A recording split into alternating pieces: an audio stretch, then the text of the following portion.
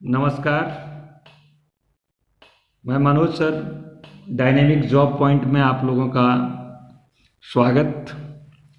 जो भी लोग सीटेट की तैयारी कर रहे हैं, पारा टीचर आकलन की तैयारी कर रहे हैं, जे टेट की तैयारी कर रहे हैं या कोई भी विभिन्न प्रतियोगिता परीक्षा की तैयारी कर रहे हैं, उन सबों के लिए यह वीडियो उपयुक्त है। इसको आप देखिए।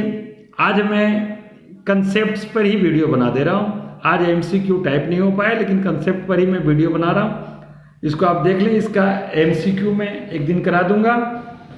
तो साथ ही साथ जो लोग इस चैनल को सब्सक्राइब नहीं किए हैं, वो चैनल को सब्सक्राइब कर लेंगे।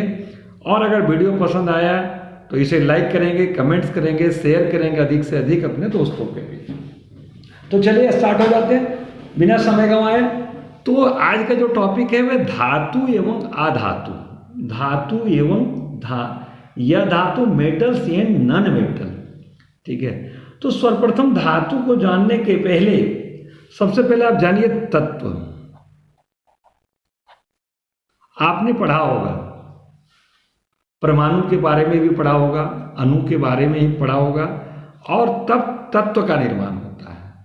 तो परमाणु क्या है? सबसे किसी भी पदार्थ की सबसे सूक्ष्म से सूक्ष्म कण को परमाणु कहते हैं। अब परमाणु से अणु बनते हैं और अणु से तत्व बनते हैं। तत्व को एलिमेंट कहेंगे। तत्व को इंग्लिश में एलिमेंट कहा जाता है। ठीक है। तो तत्व किसी पदार्थ का आधारभूत रूप है। जो कोई भी पदार्थ होता है, किसी भी पदार्थ का आधारभूत क्या है भाई? आधारभूत रूप है। तत्व जो है किसी भी पदार्थ का आधारभूत रूप है। और यह क्या हुआ? क्या रासायनिक अभिक्रिया के द्वारा किसी सरल पदार्थ में विभाजित नहीं किया जाता। इसको तत्व को जो है किसी रासायनिक अभिक्रियाओं के द्वारा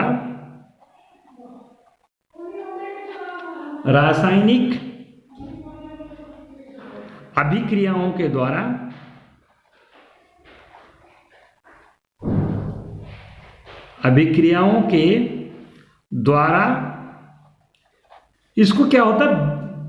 विभाजित नहीं किया जा सकता। क्या नहीं किया जा सकता है? विभाजित नहीं किया जा सकता।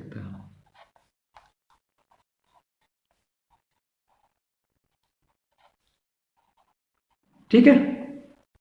इसको किसी भी रासायनिक पदार्थ के द्वारा इसे विभाजित नहीं किया जा सकता। तो तत्व जो है किसी भी पदार्थ का आधारभूत रूप है। अगर इस तरह का प्रश्न आवे, किसी भी पदार्थ का आधारभूत रूप है, तो अणु, परमाणु, तत्व। तो तत्व किसी भी पदार्थ का आधारभूत रूप है। इसको रासायनिक अभिक्रियाओं के द्वारा विभाजित नहीं किया जा सकता। अब तत्व के प्रकार को देखते हैं। तो तत्व अपने भौतिक और रासायनिक गुण के आधार पर 3 प्रकार का होता है। तत्व जो है वो 3 प्रकार का होता है, अपना भौतिक और रासायनिक गुण के आधार पर। ठीक है। तो क्या होता है इसमें?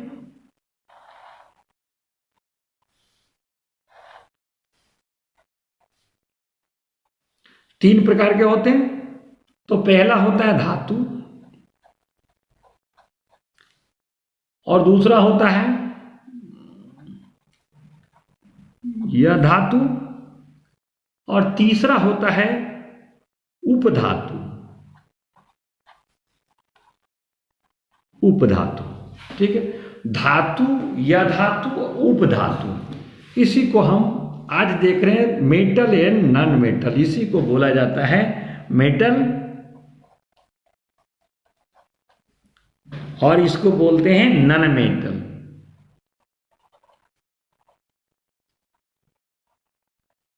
ठीक है।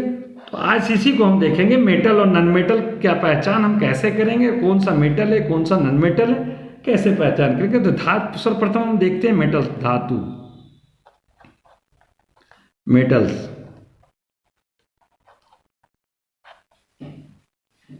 अब है इसमें देखना है क्या, इसको पहचानने का नियम क्या है, इसके गुण क्या है। तो सबसे पहले क्या है, धातु जो होते हैं इसको पहचानने के लिए इसमें क्या होता है, ये वे तत्व हैं, वे तत्व हैं जिसमें, देखिए दिमाग में रजिस्टर्ड हो जाएगा, इसको अगर बढ़िया से गौर से देखिए समझिए तो दिमाग में रजिस्टर्ड हो जाता है। वो तत्व जिसमें ऊष्मा तथा विद्युत का चालन हो, ऊष्मा तथा विद्युत का चालन हो, ऊष्मा तथा विद्युत का चालन हो। इट मीन्स आप समझ चुके होंगे कि वैसे तत्व जिनके द्वारा ऊष्मा एक जगह से दूसरे जगह स्थानांतरित हो जाती है, विद्युत का चालन हो, विद्युत धारा जो प्रवाहित होती है उसमें क्या होता है कि धातु में विद्युत एक जगह से दूसरे जगह से तक पहुंच जाती है। आप समझ लीजिए जैसे क्या, लकड़ी में विद्युत, अगर हमने बिजली के बल्ब को जलाना है या हीटर चलाना है या फ्रिज चलाना हो तो हम क्या करेंगे, धागा को यहां से वहां जोड़ देंगे तो क्या बल्ब जल जाएगा? नहीं। तो आप उसमें हम विद्युत तार का प्रयोग करते हैं और तार के अंतर्गत जो धातु होता है, अब उसके ऊपर में एक प्लास्टिक चढ़ा दिया जाता है, वो अधातु होता है, तो उसके अंदर जो विद्युत धारा प्रवाहित होती है और ऊपर में अधातु लगाया जाता है ताकि किसी को करंट नहीं लगे, ऊष्मा का चालन हो। आप जैसे आप खाना बनाते हैं, आप देखते होंगे अगर चूल्हे में हम रोटी पकाते हैं, ताई को चढ़ा देते हैं, तो ताई चढ़ा देते हैं तो तवा जो चढ़ता है तो वो लोहे का है, तो लोहे का तो उसमें ऊष्मा का संचरण होता है, तो ताई का एक से दूसरा छोर तक गर्म हो जाता है, तो ताई के बेंट में लकड़ी लगा दिया जाता है ताकि वो गर्म न हो सके। तो वे तत्व जिसमें ऊष्मा तथा विद्युत का चालन हो, पहला कंसेप्ट धातु कहलाते हैं। क्या कहलाते हैं भाई? धातु कहलाते हैं।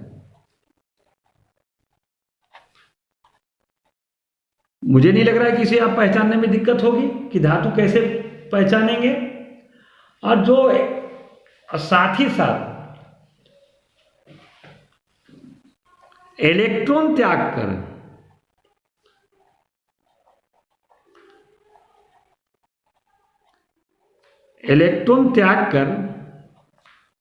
जो इलेक्ट्रॉन त्याग कर धनायन बनने की प्रवृत्ति रखता है, मतलब पॉजिटिव, इसको कह सकते हैं धनायन बनने की प्रवृत्ति रखता हो। बनने की क्या रखता हो भाई? प्रवृत्ति रखता हो।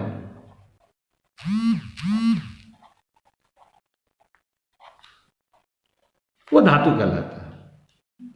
जो इलेक्ट्रॉन त्याग कर धनायन बनने की प्रवृत्ति रखता हो तो वो क्या कहलाता है? धातु कहलाता है। और इसमें आप देखते होंगे धातु में क्या होता है? चमक होता है, आघात वर्धनीयता होती है, मतलब उसको पीटने के बाद गर्म करके अगर पीटते हैं तो बड़ा किया जा सकता है, उसको हम चेंज करके किसी दूसरे रूप में बना सकते हैं। जैसे मान लिया जाए सुनार के या सोना, चांदी, लोहा, आप देखते हैं गर्म करके उसके आकार में परिवर्तन किया जा सकता है। तो यह आघात वर्धनीय और तीव्र होता है। क्या होता है? आघात वर्धनीय, घात वर्धनीय। वर्धनीय मतलब समझ रहे हैं? एवं तन्य होता है। आघात वर्धनीय और तन्य होता है। आघात वर्धनीय मतलब जिसको पीटने के बाद, आघात देने बाद वो बढ़ सकता है, और तन्य भी होता है, उसको आघात वर्धनीय कहते हैं। साथ में इसमें विशेष चमक भी होती है। तो इसके लिए आप हिंदी में देख लेते हैं इसमें कौन कौन आ जाएगा भाई? लोहा, तांबा, चांदी, सोना,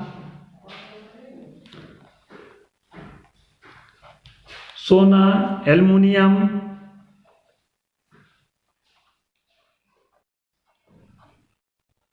एल्यूमिनियम, ये सब धातु के उदाहरण हो गए, ठीक है। ये सब धातु के उदाहरण हो गए, लोहा, तांबा, चांदी, सोना, एल्यूमिनियम। इसका संकेत को अगर देखेंगे तो आपको आज लोहा का संकेत क्या होता है, Fe। तांबा का संकेत क्या हो जाएगा बताइए, Cu, कॉपर।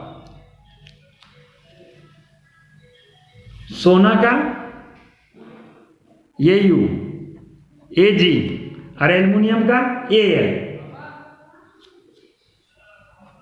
ये सब संकेत हो गए इसके।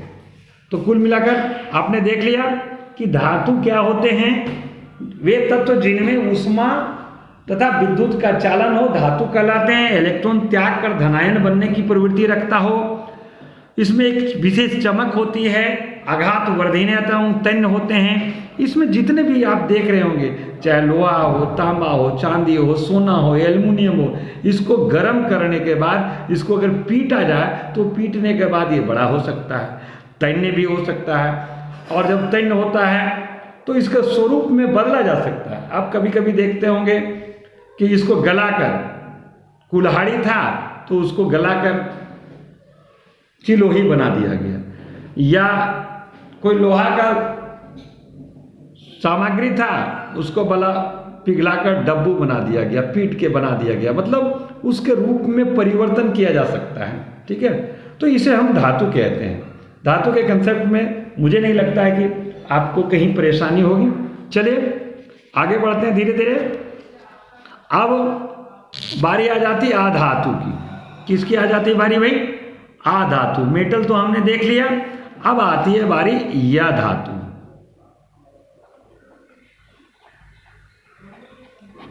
यह धातु को हम क्या कहते हैं, नन मेटल।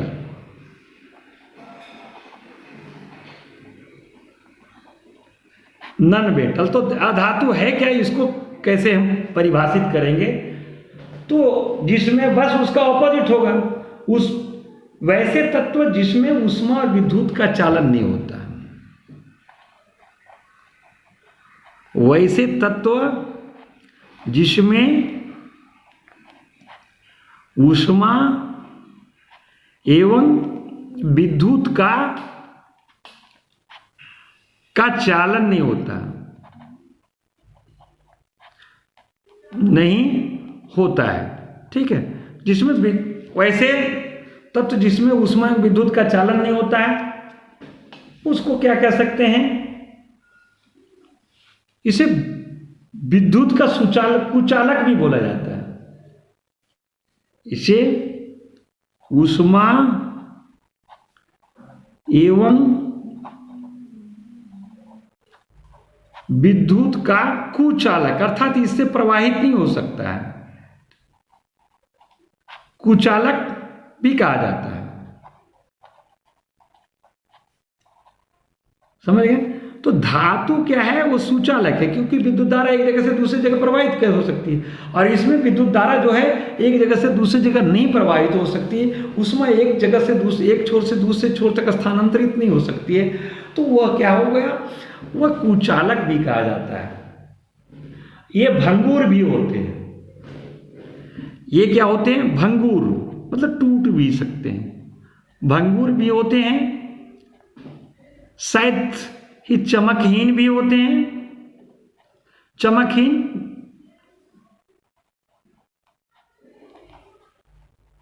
चमकहीन भी होते हैं, कहीं कोई दिक्कत नहीं होनी चाहिए मुझे। अब चमकहीन भी होते हैं, तो इसके लिए आपको कार्बन हो गया, इसका क्या, कार्बन, सल्फर, कार्बन हो गया, सल्फर हो गया, फास्फोरस हो गया, ऑक्सीजन हो गया,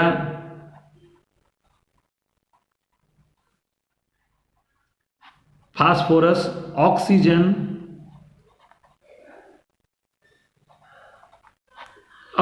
ऑक्सीजन, ये सब हो गए, नाइट्रोजन,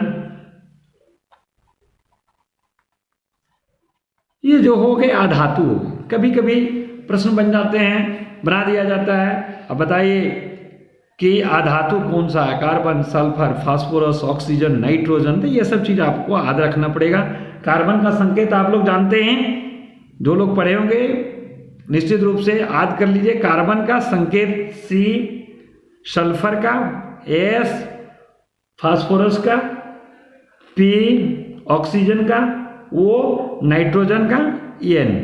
ये सब संकेत हो गए। कभी कभी हिंदी में न लिख के अगर संकेत दे दिया जाए तो आपको पकड़ना पड़ेगा। सी से कार्बन, एस से सल्फर, पी से फास्फोरस, ओ से ऑक्सीजन, एन से नाइट्रोजन। तो ये सब जो हो गए वो आपके अधातु हो गए।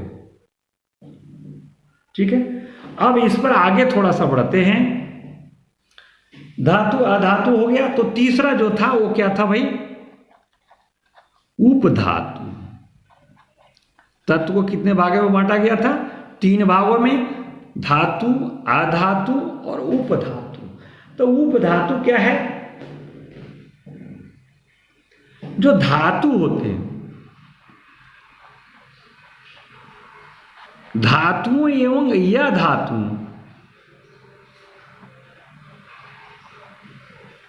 धातुओं एवं अधातुओं के गुणों के मध्यवर्ती गुण वाले उपधातु का, जो इसमें कुछ धातु का भी गुण हो और कुछ या धातु का भी गुण हो, मध्यवर्ती बीच वाला जिसको हम कहते हैं। बीच, धातुओं तथा अधातुओं के गुणों के मध्यवर्ती गुण के गुणों के मध्यवर्ती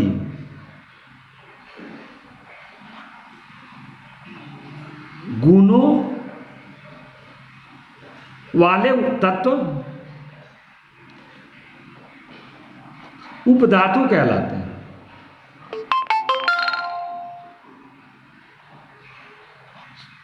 क्लियर है? इसको उपधातु कहते हैं। जैसे इसके अंतर्गत आ गया boron, silicon, antimony, boron, silicon,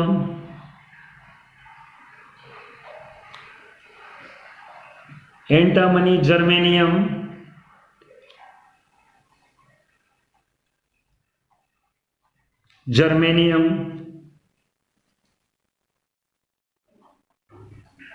ये सब उपधातु कहलाता है। ठीक है, अब हम आपको कुछ धातु के संकेत आपको बता देते हैं ताकि आप उसमें कहीं कंफ्यूजन आपको ना हो और आप आसानी से उसको चिन्हित कर सकें। ठीक है, तो फटाफट मैं लिखते जाता हूं कि धातु एवं संकेत, इधर लिख रहा हूं मैं धातु और उसका संकेत में लिखता हूं। धातु और संकेत, जैसे आप देखिए धातु में सोना हो गया, इसका हो गया ये यू हो गया। मरकरी Hg,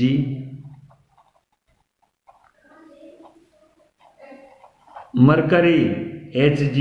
तांबा जिसको कॉपर कहते हैं, कॉपर का संकेत हो गया Cu। टीन का Sn, टीन का Sn। Sodium, sodium Na। Bohrium, bohrium Ba। Aluminium Al। ये ठीक है। Zn, जस्ता Za। तो ये मुख्य कुछ संकेत हो गए। इन संकेतों को देखने के बाद आपको इस तरह से थोड़ा सा जो पुस्तक हो नीचे क्लास की, आप उसमें देख लेंगे तत्वों के संकेत जो होते हैं। संकेत जिसे व्यक्त किया जाए, शॉर्ट फॉर्म में व्यक्त करना ही संकेत कहलाता है। जैसे हम लोग आप देखिए ना, व्यक्त करते हैं किलोग्राम, किलोग्राम, तो इसको हम लिख देते हैं किलोग्राम को केजी। केजी से हम समझ जाते हैं किलोग्राम। ठीक है, तो उसी तरह से ये संकेत हैं। अगर ये यू लिखा है तो आप समझ लीजिए सोना। Mercury Hg, copper Cu, tin Sn, sodium Na, bohrium Ba, Zn, जस्ता। तो ये सब बहुत से है, जैसे silver Ag, tungsten W, iron Fe। तो ये सब धातु के जो है संकेत है। अब इसमें थोड़ा सा आगे, मैं बहुत समय नहीं गंवाना चाहता हूँ और आगे थोड़ा सा मैं बढ़ता हूँ। एक होता है मिश्र धातु। पहले मैंने धातु के बारे में चर्चा किया, अब मिश्र धातु, इसी टॉपिक को आज मैं कंप्लीट करते चल रहा हूँ। मिश्र धातु है क्या? किसी धातु को अन्य धातु या धातु के साथ मिश्रित करने से प्राप्त होती है। किसी भी धातु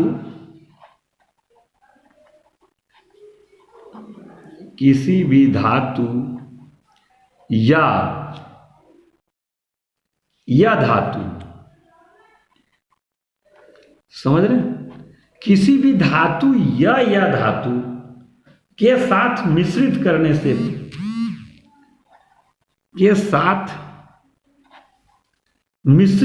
से धातु प्राप्त होता है। अगर धातु या धातु को मिला दिया जाए तो उसमें क्या होता है? मिश्रित करने के बाद किसी धातु या धातु को किसी भी धातु या धातु के साथ, धातु या धातु के साथ, दोनों, या तो धातु को अधातु के साथ या धातु को धातु के साथ अगर मिला देते हैं तो के साथ मिश्रित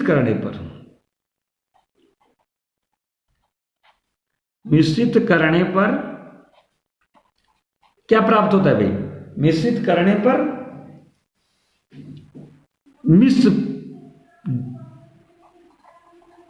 मिश्र धातु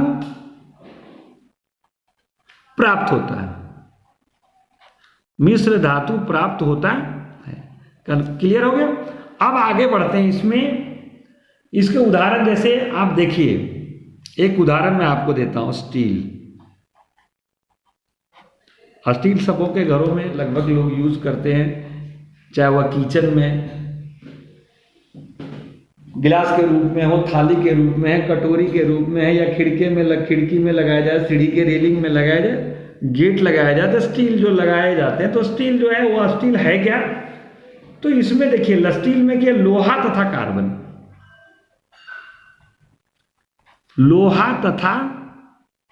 कार्बन का मिश्रण है।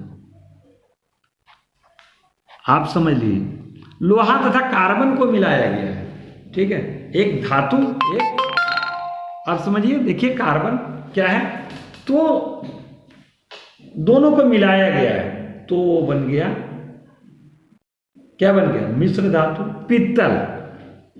अब इसमें हम देख लीजिए, पित्तल के बारे में भी आपने सुना होगा।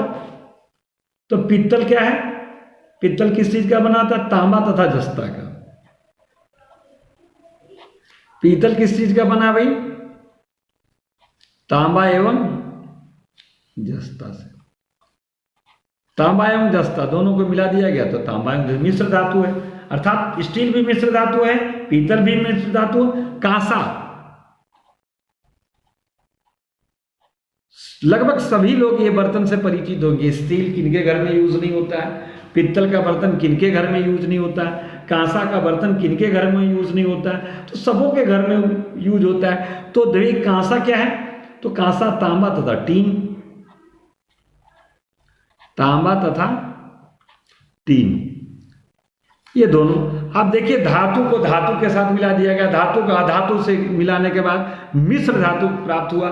तो अभी तक आप लोग अगर कंफ्यूजन में होंगे तो आपको पता चल गया ना कि स्टील ना धातु है, ना अधातु है, या मिश्र धातु है।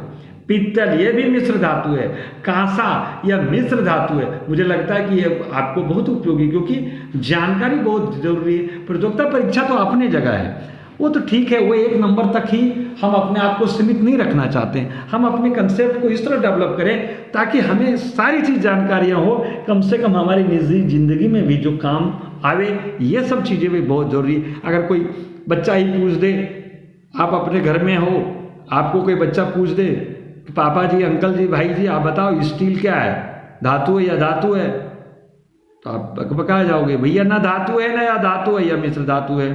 पित्तल क्या है? धातु है या धातु? ना धातु है ना धातु है, मिश्र धातु है। कांसा क्या है? ना धातु है ना या धातु है, या क्या है? मिश्र धातु है। चलिए अब थोड़ा सा आगे और मैं बढ़ते हुए चलता हूँ। उसके बाद इस टॉपिक को मैं लगभग पूर्ण विराम की ओर पहुंचा दूंगा और इसके अगले कंसेप्ट को मैं फिर लाने का कोशिश करूंगा।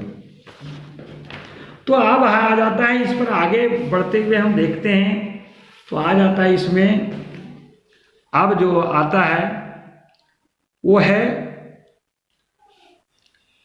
हमने देख लिया धातु, या धातु, मिश्र धातु, ये सब हमने अब देख लिया। अब हमें देखना है धातु एवं अयस्क, धातु एवं अयस्क। मुझे लग रहा है कि इन चीजों को अगर हम थोड़ा सा पूरी तरह से जान जाएंगे तो मेरा कहीं छूटना नहीं चाहिए। तो धातु एवं अयस्क क्या है?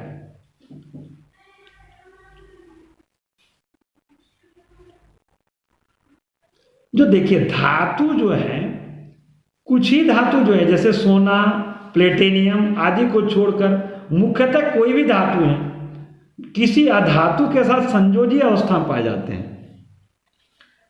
धातु कुछ छोड़कर, कुछ ही छोड़कर, जैसे अगर देखा जाए ताम, सोना और प्लेटिनियम, एजी और पीटी दोनों को छोड़कर, अगर दोनों को छोड़ दिया जाए तो धातुएं जो हैं मुख्यतः किसी धातुएं मुख्यतः किसी न किसी अधातु के साथ, किसी या मुख्यतः किसी अधातु के साथ वो क्या होता है, संयोजी अवस्था में पाया जाता है, संयोजी अवस्था में पाया जाता है, संयोजी अवस्था में पाया जाता है। कन्फर्म? तो जो पाया जाता है जिसे अयस्क कहा जाता है,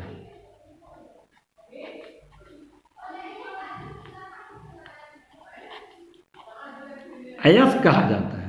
कभी कभी ये सवाल होता है कि अयस्क किसे कहा जाता है, तो आपको मैं बता दूं कि कोई भी धातु, कुछ सोना और प्लेटिनियम को छोड़कर बाकी जो धातुएं हैं किसी न किसी अधिधातु के साथ उसका जो है संयोजी अवस्था में पाए जाते हैं, इसे अयस्क कहते हैं। तो इसके लिए आप देख लीजिए कि कुछ उसका मैं उदाहरण आपको दिला देता हूं। लोहा, हेमेटाइट,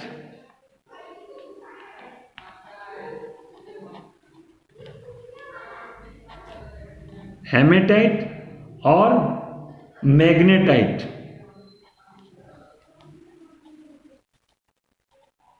लोहा का,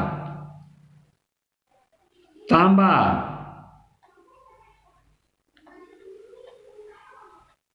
copper pyrite, copper pyrite,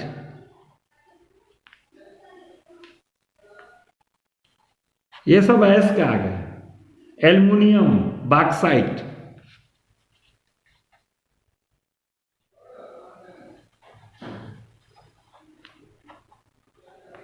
aluminium का अयस्क क्या हो गया? बॉक्साइट,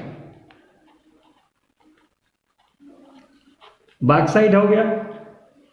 शीशा का गैलेना, शीशा का जो हो गया वो क्या हो गया? गैलेना।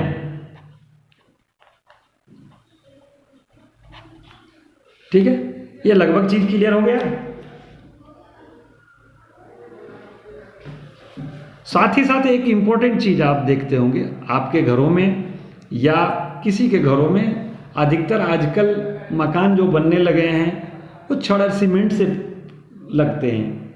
तो छड़ और सीमेंट से बनते हैं, तो छड़ में अगर लोहा